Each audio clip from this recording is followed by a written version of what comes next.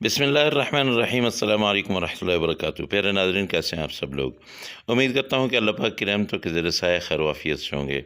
दोस्तों, आज हम जो पराठे बनाएंगे इतने ज़बरदस्त किस्म के होंगे कि रमज़ान की पहली सहरी को आपने ये ज़रूर बनाने हैं और जो भी खाएगा वो आपकी तारीफ़ ही करेगा और खाता ही चला जाएगा। कैसे बनते हैं? आपने यूँ करना है कि जो सालन यानी गोभी, आलू हो या फिर मिक्स सब्ज़ी हो, कोई भी सब्ज़ी वाला सालन जो पड़ा हुआ है, आपने वो लेना है।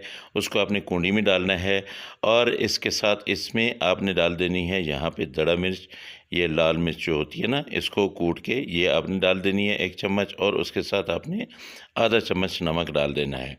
यहाँ पे थोड़ी-सी आपने अजवाइन लेनी है, वो ले लें, आधा चम्मच की ले लें, और इसमें थोड़ी-सी आपने मेथी ले लेनी है। ये मेथी जो है खुश्क मेथी, कसूरी मेथी, ये आपने इसके ऊपर छिड़क लेनी है।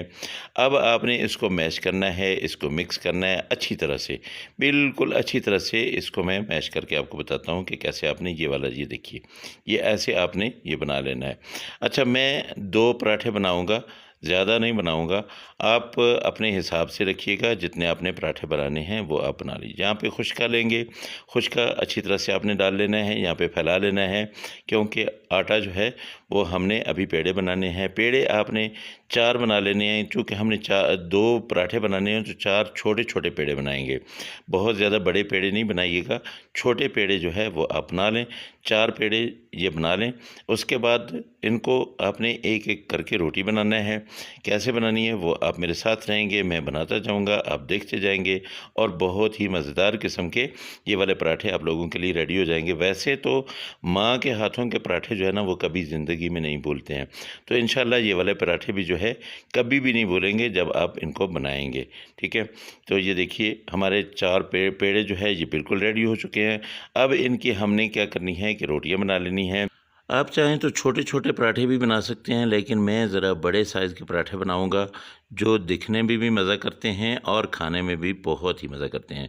इसको साइड पे करते हैं, ज़्यादा खुश्का है, इसको साइड पे कर लें, और इसको ऐसे बेलन से आपने एक रोटी बना लेनी है। और इतना देखें कि इसमें जब हम मसाला भरेंगे तो इसको फटना नहीं चाहिए। ये ऐसी रोटी हो। मेरी जो रोटियाँ अक्सर होती हैं ना, उनको मैं इतना ज़्यादा बड़ा कर लेता हूँ कि ये पूरे तवे की जितनी हो जाती हैं, यानी 16-17 इंच की रोटी बन जाती है। तो आप अपनी मर्ज़ी के हिसाब से आप देख लीजिए कि कहीं ऐसा ना हो कि बड़ी रोटी हो तो फिर आप जो है उसको उठा ना सकें। आप छोटी रोटियाँ भी बना सकते हैं, छोटे पराठे भी बन सकते हैं। कोई ज़रूरी नहीं है कि बहुत बड़ा पराठा जो है वो आप बनाएँ, लेकिन प्यारे और ख़ूबसूरत जो है ये ऐसे ही लगते हैं। ये देखिए, इसमें सारा आपने यूँ करके डाल लेना है। अब इसके ऊपर जो रोटी हमने डालनी है वो ख़्याल रहे कि अक्सर लोगों से ऊपर वाली और नीचे वाली रोटियां जो है ना, वो नीचे वाली रोटी छोटी हो जाती है, ऊपर वाली बड़ी हो जाती है। जो ऊपर वाली छोटी हो जाती है, नीचे वाली बड़ी हो जाती है। बस ये है कि दोनों बराबर की हों। अब तवे पे हमने घी लगाना है। ये हम पराठा जो है घी में बनाएंगे। देसी घी की खुशबू बहुत ही आला किस्म की, और आपकी सहरी की जो खुशबुएं हैं उनको दुबाला कर देगी। आपका दिल करेगा कि आप ज़्यादा से ज़्यादा खाना खाएं, ताकि आपका रोज़ा जो है बहुत ही अच्छा गुज़रे। तो तकरीबन 2 मिनट आप पकाएंगे एक साइड से।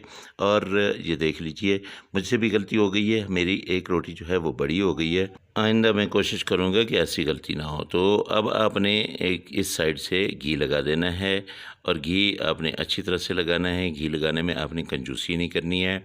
अपने घर का घी बना हुआ हो तो वो लगा लें, और अगर आप बाज़ार से लाए हैं तो वो वाला लगा लें, लेकिन इस पे घी आपने ज़रूर लगाना है, क्योंकि घी से ही खुशबू आती है और खुशबू से ही हम जो है खाना खाते हैं। तो ये देखिए, माशाल्लाह अल्हम्दुलिल्लाह, हमारा पराठा जो है ये तकरीबन रेडी होने वाला है।